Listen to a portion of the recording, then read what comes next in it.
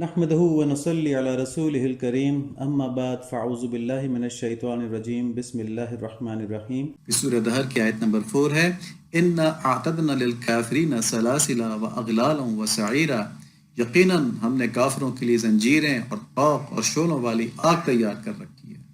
یعنی جو ہدایت کی طرف نہیں بڑھتا نا، جو اللہ کے قرب کی آپشن کو ایکسرسائز نہیں کرتا، جو دنیا پرستی کی آپشن کو ایکسرسائز کرتا ہے، اس کے لیے فرما دیا یقیناً ہم نے کافروں کے لیے زنجیریں اور طوق اور شعلوں والی آگ تیار کر رکھی ہے۔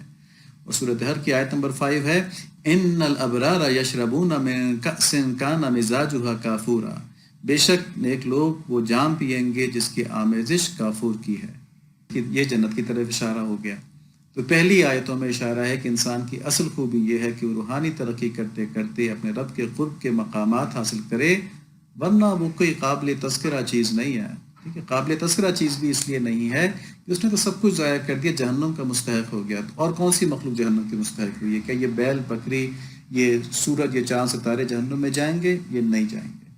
ٹھیک ہے، لیکن انسان اور جن جو مکلف مخلوق ہیں وہ جہنم میں جائیں گے، تو سب سے زیادہ کم حیثیت مخلوق ہو گئے۔ تو اب دیکھیں، انسان نے اپنی عاجز ابتدا کے بعد ایک امتحان سے گزرنا ہے جس میں کامیابی اس کی روحانی ترقی کا سبب ہوگی، اور اس امتحان میں کامیاب ہونے کے لیے تمام صلاحیتیں اور وسائل عطا کیے گئے ہیں، اور ان وسائل کے اور صلاحیتوں کے اچھے اور برے استعمال کے اوپر اس کو اختیار دیا گیا ہے۔ اگر وہ اپنے اختیار کو استعمال کر کے شکر گزار اور اطاعت گزار بنتا ہے تو اس کے لیے جنت ہے، اگر وہ ناشکری کر کے اللہ تعالیٰ کی نافرمانی کرتا ہے تو اس نے اپنے آپ کو اس امتحان میں ناکام کر لیا۔ چنانچہ اس عظیم جنت کے بجائے اس کے لیے دوزخ کی مہلک آگ ہے، بہت سخت آگ ہے۔ اللہ تعالیٰ محفوظ فرمائے اس عظیم عذاب سے۔ تو ان آیتوں میں ہمارے لیے انتہائی اہم پیغامات ہیں، لیکن ان پیغامات پر وہی غور کرے گا جس کے دل میں آخرت کی کچھ اہمیت ہوگی۔ اللہ تعالیٰ میں نصیب فرما دیں۔ تو پہلا پیغام کیا ہے کہ اللہ تعالیٰ نے انسان کو ایک ایسے امتحان کے لیے پیدا کیا ہے جس سے گزر کر وہ روحانی ترقی کر کے اعلیٰ ترین قرب کے درجات حاصل کر سکتا ہے۔ یہ انعام ہے، مطلب ہم سوچ بھی نہیں سکتے کتنے بڑے انعام کی بات ہو رہی ہے۔ ہمیں کوئی یہ کہے نا، میٹرک کا اسٹوڈنٹ، اور اس کو کہا جائے کہ تم کو ہم 5 کنال کا گھر دیں گے، تو کہے گا کیا انعام کی بات ہے نا، بہت بڑی بات ہے، مجھے 5 کنال کا گھر ویسے ہی مل جائے گا مفت میں نا۔ تو اس کے لیے تو بس اس کی الٹیمیٹ یہی ہو گیا نا کہ اس کو بہت بڑی چیز مل گئی۔ لیکن یہاں اللہ تعالیٰ کہہ رہے ہیں کہ میں تمہیں اپنا قرب دوں گا، قرب کے اعلیٰ مقامات دوں گا۔ ٹھیک ہے، اس امتحان کو پاس کر دو، بس اللہ تعالیٰ نصیب فرما دیں یہ سمجھ ہم کو۔ یہی ترقی جو ہے یہ انسان کی اصل فضیلت ہے، ورنہ وہ کوئی قابل ذکر حیثیت نہیں رکھتا۔ اگر انسان نے اپنے اس مقصد کو حاصل نہیں کیا نا تو پھر کوئی حیثیت نہیں ہے۔ وہ جو اشرف المخلوقات والی بات ہے وہ ایسے انسان کے لیے ہے، اور اس امتحان میں کامیابی حاصل کرنے کے لیے انسان کو پوری صلاحیتیں دی گئی ہیں، اور اس کو ہدایت کا پورا نظام دیا گیا ہے، اور اس کو اختیار دیا گیا ہے کہ کس طرف ہو جائے۔ تو اب یہ اس کا اختیار ہے، اس نے کس طرف جانا ہے۔ دیکھیں قرآن شریف میں اس امتحان میں کامیاب ہونے کے بعد جو اعلیٰ مقامات ہیں ان کا تذکرہ اس طرح کیا گیا ہے۔ سورہ فجر کی آیت نمبر 27 سے 30 ہے، اور سے سنیں۔ یا ایتھا النفس المطمئنہ ارجعی الی ربک راضیۃ مرضیہ فادخلی فی عبادی وادخلی جنتی۔ ہے وہ جان جو اللہ تعالیٰ کی اطاعت میں اطمینان پا چکی ہے، یعنی جسے اللہ تعالیٰ کی اطاعت میں اطمینان مل چکا ہے، وہ اسی میں خوش ہے، نافرمانی سے محفوظ ہو چکی ہے، نفس مطمئنہ۔ تو اپنے رب کی طرف اس طرح لوٹ جا کہ تو ان سے راضی اور وہ تجھ سے خوش، بس تو شامل ہو جا میرے خاص نیک بندوں میں اور داخل ہو جا میری جنت میں۔ کیونکہ یہ اللہ تعالیٰ نے نفس مطمئنہ کے لیے انعام کے بارے میں بیان فرما دیا۔ لیکن یہ کامیابی کب مل سکتی ہے؟ جب انسان اپنی تمام تر کوششیں، اپنی تمام تر صلاحیتیں، اپنے تمام تر وسائل اللہ تعالیٰ کو حاصل کرنے کے لیے، اللہ تعالیٰ کا قرب حاصل کرنے کے لیے استعمال کرے۔ دیکھیں قرآن شریف میں بہت سی جگہوں پہ انسان کو تلقین کی گئی ہے کہ وہ ہدایت اور آخرت کی کامیابی کے لیے فکر کرے، سوچے، مشاہدہ کرے، ہدایت کی باتیں سنے اور آگے بتائے، اور کثرت سے اللہ تعالیٰ کا ذکر کرے، اور پوری کائنات کے نظام پہ غور کرے، اپنے حالات پہ غور کرے، اپنے آس پاس کے حالات پہ غور کرے۔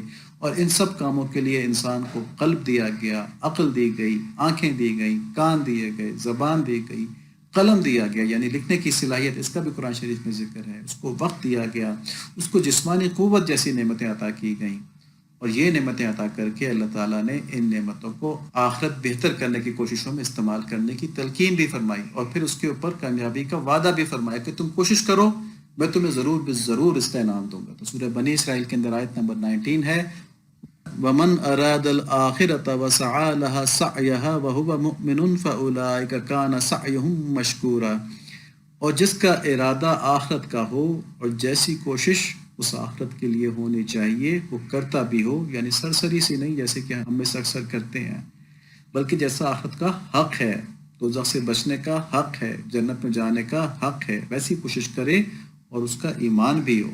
ٹھیک ہے، ایمان شرط ہے ساتھ میں۔ بس یہی لوگ ہیں جن کی کوشش کی اللہ تعالیٰ کے یہاں پوری قدردانی کی جائے گی۔ اور سورہ عنکبوت کی آیت ہم نے کئی دفعہ دیکھی، آیت نمبر 69، وَالَّذِينَ جَاهَدُوا فِينَا لَنَهْدِيَنَّهُمْ سُبُلَنَا وَإِنَّ اللَّهَ لَمَعَ الْمُحْسِنِينَ، اور جو لوگ ہماری طرف بڑھنے میں کوششیں کرتے ہیں ہم انہیں ضرور اپنی راہیں دکھا دیں گے، اللہ تعالیٰ محسنین کے ساتھ، نیکوکاروں کے ساتھ ہے۔ اور سورہ نجم کی آیت نمبر 39 سے 41 تک ہے، وَأَن لَّيْسَ لِلْإِنسَانِ إِلَّا مَا سَعَىٰ وَأَنَّ سَعْيَهُ سَوْفَ يُرَىٰ ثُمَّ يَجْزَاهُ الْجَزَاءَ الْأَوْفَىٰ، اور ہر انسان کے لیے صرف وہی ہے جس کی کوشش خود اس نے کی، اور یہ کہ بے شک اس کی کوشش عنقریب دیکھی جائے گی اور پھر اسے پورا بدلہ دیا جائے گا۔ تو یہاں کیا خلاصہ ہوا کہ انسان کو جو صلاحیتیں دی ہیں آخرت میں ترقی کرنے کے لیے، اپنا اخلاق سنوارنے کے لیے، اگر ان نعمتوں کا آدمی اسی کام کے لیے استعمال کرے تو جنت پائے گا اور اللہ تعالیٰ کے قرب کے مقامات پائے گا۔ اور یہ کوئی ایسی چیز نہیں جو غیر یقینی ہو۔ ہم نے 3 آیتیں دیکھی، اللہ تعالیٰ کہتے ہیں میں ضرور ان کوششوں کا بدلہ دوں گا۔ ٹھیک ہے، تو یہ یقیناً ملنے والی بات ہے، یعنی ان کوششوں کا ثمر آور ہونا، ان کے اوپر ثمر لگنا، انعام ملنا، یہ لازمی ہے، یہ ضروری ہے، یہ نہیں کہ کبھی ملے گا کبھی نہیں ملے گا، یہ یقیناً ہر مرتبہ ملے گا۔ اللہ تعالیٰ میں نصیب فرما دیں یہ کوششیں بھی اور ان پر انعام بھی۔ اور ایک بات یہ ہم نے دیکھی کہ اللہ تعالیٰ نے جو ہم کو صلاحیتیں عطا کی ہیں اور حق والباطل کو الگ الگ واضح کر دیا ہے، اس کے بعد ہمارے اوپر کوئی زبردستی نہیں رکھی ہے، ہمیں آپشن دے دیے، چوائس دے دی ہے کہ چاہے حق اختیار کر لو، چاہے باطل اختیار کر لو، چاہے ایمان اختیار کر لو اور ایمان والی زندگی اختیار کر لو، چاہے کفر اختیار کر لو یا ایمان کے ساتھ گناہ گار والی زندگی اختیار کر لو، تمہیں مجبور نہیں کیا جائے گا، بس تم نے خود اپنا فیصلہ کرنا ہے اور اس کے اوپر تمہاری آخرت کے فیصلے ہوں گے۔ تو سورہ بقرہ کی آیت نمبر 256 ہے، لا اکراہ فی الدین قد تبین الرشد من الغی فمن یکفر بالطاغوت ویؤمن باللہ فقد استمسک بالعروۃ الوثقی لا انفصام لها واللہ السمیع العلیم، کہ دین کے بارے میں کوئی زبردستی نہیں، ہدایت اور گمراہی ممتاز ہو چکے ہیں، اس لیے جو شخص طاغوت کا انکار کر کے اللہ تعالیٰ پر ایمان لائے گا اس نے مضبوط کڑے کو تھام لیا جو کبھی نہ ٹوٹے گا، اللہ تعالیٰ سننے والے اور جاننے والے ہیں۔ ٹھیک ہے، تو جس نے اللہ تعالیٰ کو پکڑ لیا، اپنی صلاحیتیں اس طرف استعمال کر لی، اس کے لیے اللہ تعالیٰ کی مدد اور انعام کافی ہے۔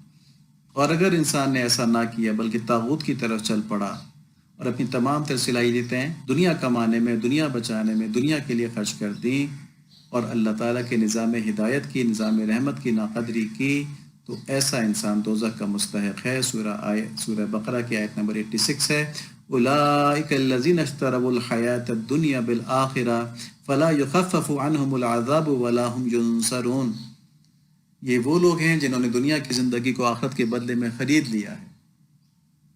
کیا کہا ہے؟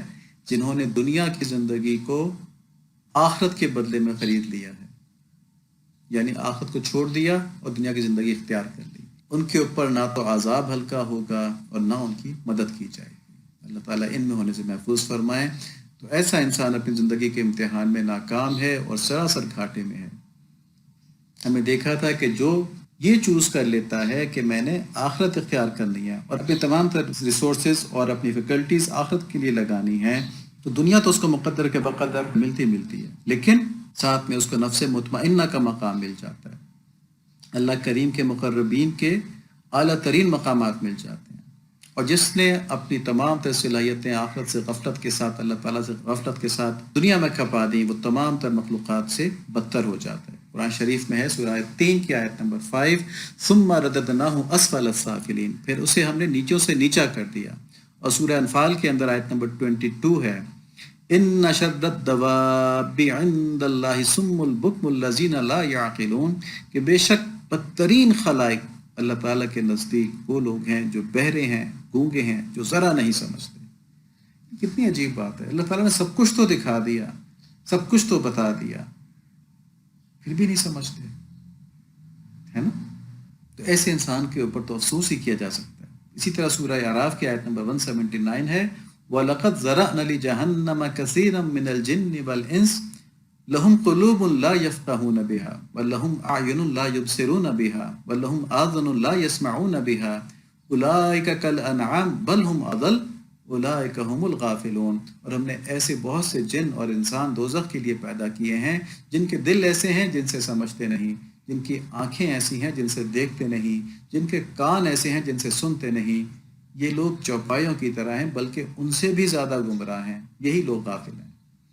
تو ان آیات سے ظاہر ہوتا ہے کہ جنہوں نے اللہ تعالیٰ کی عطا کردہ صلاحیتیں اور اس کے رحمت اور ہدایت کے نظام سے فائدہ اٹھانے کے لیے استعمال نہیں کی، وہ مخلوقات کے کم ترین درجے سے بھی گرا دیا گیا۔ اب سمجھیں کہ ایک طرف نفس مطمئنہ ہے اور دوسری طرف اسفل السافلین ہے، اور دونوں میں فرق کیا ہے کہ اپنی صلاحیتوں کو آدمی نے کس لیے استعمال کیا، اپنی آپشن کو آدمی نے کس طرح ایکسرسائز کیا۔ یہی ہمارے آج کے لیکچر کا اصل میسج ہے۔ ہمارے لیے لازم ہے کہ ہم اپنی پیدائش کا مقصد سمجھیں، تبھی ہم اپنی ریسورسز کو، اپنی فیکلٹیز کو صحیح طرح استعمال کر سکیں گے۔ ہر لمحہ ہم سے شریعت کا کوئی نہ کوئی تقاضا ہے، اور ہر لمحہ ہمارے سامنے ایک اپورچونٹی ہے، ایک موقع ہے کہ شریعت کے اس تقاضے کو پورا کر کے ہم اللہ تعالیٰ کا قرب پائیں۔ تو ہر لمحہ ہم ایک سیڑھی چڑھ رہے ہیں، ہر لمحہ ہم ایک سیڑھی چڑھ رہے ہیں۔ کتنے لمحات ہماری زندگی میں ہیں؟ دیکھیں، اگر کسی وقت کوئی بالکل فارغ ہے، ٹھیک ہے، اسے کچھ کرنے کے لیے نہیں ہے، وہ اپنی زبان سے اللہ تعالیٰ کا ذکر کر سکتا ہے، اور ایک دفعہ سبحان اللہ کہنا، اس میں آخرت کا اجر ملے گا، وہ ہمیشہ رہنے والا ہے، ہمیشہ رہنے والا ہے۔ ہمارے ایک لمحہ کتنا قیمتی ہے کہ اس سے ہمیشہ رہنے والا ایک فائدہ پیدا ہو رہا ہے، اور فائدہ بھی آخرت کا ہے، بہت عظیم فائدہ ہے۔ ہمیں اپنے لمحات کی پھر حفاظت کرنی چاہیے نا۔ اگر کوئی لوگوں میں مشغول ہے تو یہ دیکھ لے کہ یہ مشغولیت اسے دین سے غافل تو نہیں کر رہی ہے، یہ گپ شپ، یہ غیبت، اس میں تو وقت ضائع نہیں ہو رہا ہے۔ یہ وقت بڑی قیمتی چیز ہے نا۔ یہاں سمجھانے کے لیے ایک بات کی جاتی ہے کہ اسلام ہمیں تلقین کرتا ہے کہ ہم نعمتوں کو ضائع نہ کریں۔ چنانچہ احادیث شریف کے اندر ہے کہ پانی کا بیجا استعمال نہیں کرنا چاہیے، یہاں تک ہے کہ اگر دریا کے کنارے بھی وضو کر رہے ہو تو پانی کو ضائع نہ کرو۔ ایسے ہی رزق کی قدر کرنے کے بارے میں بھی احادیث ہیں کہ اس کو بھی ضائع نہیں کرنا چاہیے۔ تو یہ دیکھیں، یہ ساری پانی، یہ رزق، یہ تو زندگی کی ضرورت ہے نا۔ مال کے بارے میں کہ مال کو بیجا خرچ نہ کرو، تبذیر کرنے والے شیطان کے بھائی ہیں، اسراف کرنے سے منع کیا گیا ہے۔ تو یہ وہ چیزیں ہیں جو ہمیں دنیا کے اندر فائدہ پہنچاتی ہیں، تو ان کو بھی اللہ تعالیٰ نے ضائع کرنے سے منع فرمایا۔ تو وہ نعمتیں، وہ چیزیں جو ہمیں آخرت میں فائدہ پہنچاتی ہیں، ٹھیک ہے، ان کو ہم ضائع کر دیں تو یہ کتنا بڑا نقصان ہے۔ اور وہ نعمتیں اور چیزیں کیا ہیں کہ ہم اپنی تمام تر صلاحیتیں، اپنی تمام تر ریسورسز، یہ فیصلہ کر کے کہ میں نے ان کو آخرت کے لیے استعمال کرنا ہے، ان کو بھرپور یوٹیلائز کریں، ان کو پورا پوٹینشیل استعمال کریں، اس سے ہمیں دنیا بھی مل جائے گی، آخرت میں مل جائے گی، اور نعمتوں کو غلط استعمال کرنے، ان کو ضائع کرنے کے ہم عذاب و گناہ سے بھی محفوظ ہو جائیں گے۔ دیکھیں، ہمارے وقت کا ایک ایک لمحہ، ہمارے اعضاء سے نکلنے والا ایک ایک عمل، ہمارے دیکھنے، سوچنے، بولنے، سننے، ذکر کرنے، فکر کرنے اور سیکھنے سکھانے کی صلاحیتیں سب آخرت کے لیے ہمیں دی گئی ہیں۔ اگر ان کو استعمال نہ کیا یا غلط استعمال کر کے ضائع کر دیا تو ہم نے اپنے اوپر بہت بڑا ظلم کیا۔ مطلب مسلمان کے ایک لمحے کی قیمت سمجھنے کے لیے دیکھیں کہ قرآن شریف میں زمانے کی قسم کھائی اللہ تعالیٰ نے، اور پھر سورہ عصر کے اندر ہماری تمام تر زندگی کو سمیٹ دیا ہے۔ لیکن سورہ عصر کے اندر کیا ہے؟ والعصر، زمانے کی قسم۔ زمانہ ایک اہم چیز ہے، قسم ہمیشہ اہم اور عظیم الشان چیز کی کھائی جاتی ہے، اور اللہ تعالیٰ قسم کھا رہے ہیں، فرما رہے ہیں کہ زمانے کی قسم۔ چنانچہ اس میں اشارہ ہے کہ مسلمان کے لیے وقت انتہائی اہم ہے، اور وقت is one of the resources, جن کو وسائل دیے گئے نا انسان کو جنت کی طرف جانے کے لیے، اس میں سے ایک ریسورس ہے وقت۔ تو اس وقت کا کیا ہے کہ آپ ایک منٹ میں کتنی دفعہ سبحان اللہ کہہ سکتے ہیں، ٹھیک ہے، اس کو حساب لگا لیں آپ۔ ایک دفعہ سبحان اللہ کہنے میں یا الحمدللہ کہنے میں یا اللہ اکبر کہنے میں 2 سیکنڈ لگتے ہوں گے میکسیمم۔ یہ 2 سیکنڈ آپ کی ہمیشہ کی زندگی کے لیے کتنی قیمتی نعمت بنا دیتے ہیں۔ تو یہ قیمت ہے ہمارے وقت کی۔ ان الانسان لفی خسر، کہ در حقیقت انسان سراسر نقصان میں ہے۔ پہلے قسم کھائی زمانے کی، پھر یہاں بتایا کہ انسان نقصان میں ہے۔ تو ہم نے اپنے لیکچرز میں یہ سوال اٹھایا تھا نا کہ اللہ تعالیٰ کی ہدایت کا اور رحمت کا اور مغفرت کا اتنا عظیم نظام ہے، تو پھر انسان کی اکثریت کیوں اس سے فائدہ نہیں اٹھا پاتی اور کیوں جوق در جوق دوزخ کی طرف رواں دواں ہے؟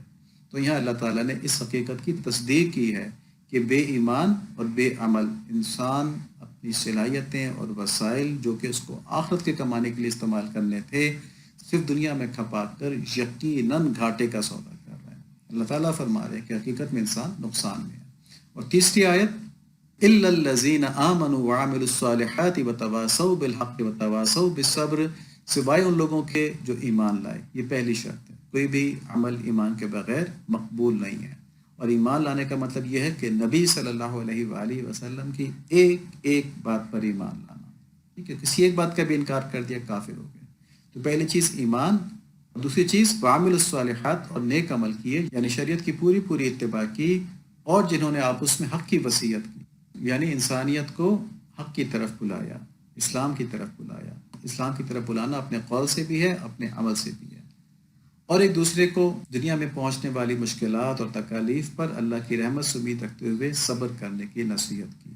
یعنی یہاں پر یہ بھی اشارہ ہو گیا کہ مسلمان کی زندگی ایک مسلسل جہاد ہے، کبھی اپنے نفس کے خلاف، کبھی بیرونی قوتوں کے خلاف۔ تو جس نے مسلسل یہ جہاد کیا اور اس پہ جو مشکلات اور پریشانیاں اور ایذا رسانیاں آئیں ان پہ صبر کیا، بس وہ بچا ہوا ہے، باقی انسان نقصان ہی میں ہے۔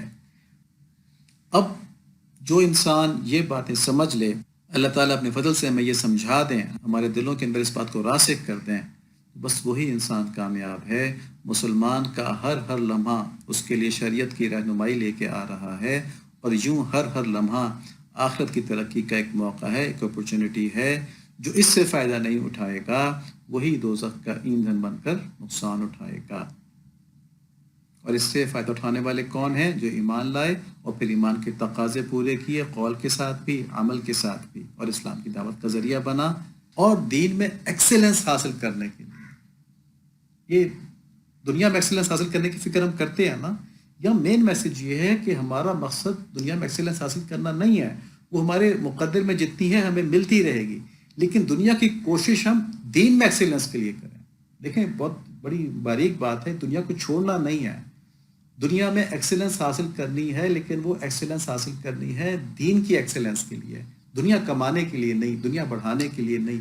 اصل نیت دین کی، ڈاکٹر کی مثال دی تھی نا کہ ڈاکٹر خلق خدا کی خدمت کے لیے، اللہ تعالیٰ کو راضی کرنے کی نیت سے ڈاکٹری کرے، یا دنیا بڑھانے کے لیے فارماسیوٹیکل کمپنی سے پیسے لے لے کے غلط دوائیں دے دے کے لکھ کے پیسے کمانے کے لیے اپنی زندگی خرچ کرے، اپنی ڈاکٹری استعمال کرے۔ دونوں نے دنیا کی محنت برابر کی، ایک نے دنیا کی ایکسیلنس کے لیے کی، ایک نے آخرت کی ایکسیلنس کے لیے کی۔ دونوں نے اپنے میڈیسن کی جو صلاحیتیں اس کو دی گئی تھیں ان کو فلی یوٹیلائز کیا، فل پوٹینشیل پہ یوٹیلائز کیا، لیکن ایک سے دنیا بن رہی ہے، ایک سے آخرت بن رہی ہے۔ تو اللہ تعالیٰ میں یہ بات سمجھا دیں، اقبال نے کہا ہے کہ وہی زمانے کی گردش کو زیر کرتے ہیں جو ہر نفس سے کریں عمر جاویداں پیدا، یعنی جو اپنے ہر لمحے سے ایک عمر جاویداں آخرت کی نہ ختم ہونے والی زندگی بنا لیں، تو وہ زمانے کی گردش کو زیر کر لیتے ہیں۔ اللہ تعالیٰ ہمیں ایسے ہی فرما دیں۔ اللہم صلی علی سیدنا مولانا محمد النبی الامی وعلی آلہ وصحبہ وبارک وسلم تسلیما کثیرا کثیرا۔